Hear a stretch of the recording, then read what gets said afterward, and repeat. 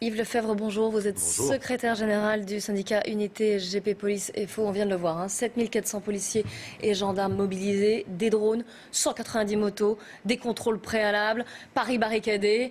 Le dispositif mis en place vous semble-t-il suffisant pour faire face à 1000 à 2000 activistes radicaux? J'ose espérer, mais on ne peut pas faire plus. Là, on est au maximum? Là, on est au maximum, bien évidemment. On a, pour ce qui me concerne, dans les compagnies républicaines de sécurité, on en a 60 dédiés au maintien de l'ordre. On en a 54 d'engagés aujourd'hui, 2 qui ne sont pas, je dirais, disponibles pour mission en Corse, une autre pour la garde de l'Élysée et 3 ou 4 autres qui sont en mouvement. Ça signifie à dire qu'ils sont d'un déplacement vers un autre déplacement. Donc là, aujourd'hui, on a véritablement épuisé tout ce que nous pouvions avoir de disponible pour le maintien de l'ordre. Est-ce que ce dispositif, donc exceptionnel, est-ce que, à votre avis, ça peut dissuader certains activistes, certains black blocs de venir?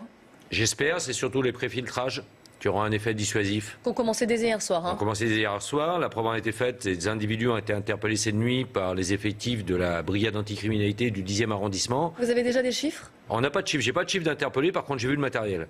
J'ai vu le matériel, j'ai reçu cette nuit les photos du matériel que détenaient ces individus. C'est impressionnant, on va de tout, on a de tout, on va manifestement là vers une intention de porter atteinte physiquement aux forces de l'ordre. C'est-à-dire, il y a quoi? On a de quoi constituer des engins incendiaires, on a le marteau, on a des bonbonnes de gaz, on a bien évidemment des lances, des frondes, on a tout ce qui peut tuer directement sans être classifié dans de l'arme à feu ou dans de l'arme de poing traditionnelle. Donc ils sont là pour blesser déjà? Ils sont là pour blesser, voire même pour tuer. Eux, leur objectif, c'est aucun blessé chez nous, le plus possible chez les forces de l'ordre.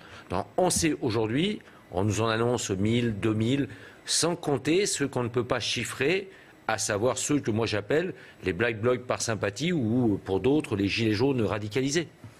Ces interpellations et ces individus qui ont été interpellés, qu'est-ce qui se passe? Ils ont été placés en garde à vue? Oui, bien sûr, placés en garde à vue, ils feront l'objet d'une comparution immédiate. Et là, j'ouvre une parenthèse, mais qui à un moment donné, il va bien falloir ne pas refermer aussi vite, c'est la réponse pénale. On voit hier, une réponse pénale est tombée, suicidez-vous. 8 mois de prison avec sursis. 8 mois de prison avec sursis, c'est une insulte, c'est une injure aux familles, aux amis, bref, aux proches de mes 28 collègues policiers, sans compter les gendarmes, dont un hier encore à La Réunion a mis fin à ses jours. Alors après, celui qui a été condamné dit qu'il n'était pas l'instigateur. Oui, non, mais bien sûr, mais à un moment donné, il y a la preuve, il y a je dirais, les éléments palpables qui tendent à apporter la preuve. Et c'est là qu'il faut jouer. Mais malheureusement, la justice aujourd'hui se retranche quasi systématiquement derrière un paravent de la preuve irréfutable.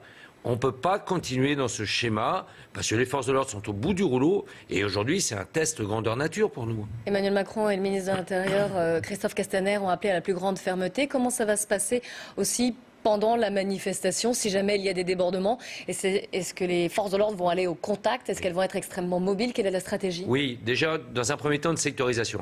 Qu'est-ce que la sectorisation? C'est des secteurs de Paris, en l'occurrence on va parler surtout de Paris, dédiés pour certains au CRS, d'autres aux escadrons de gendarmes mobiles, d'autres en compagnie d'intervention de la préfecture de police de Paris.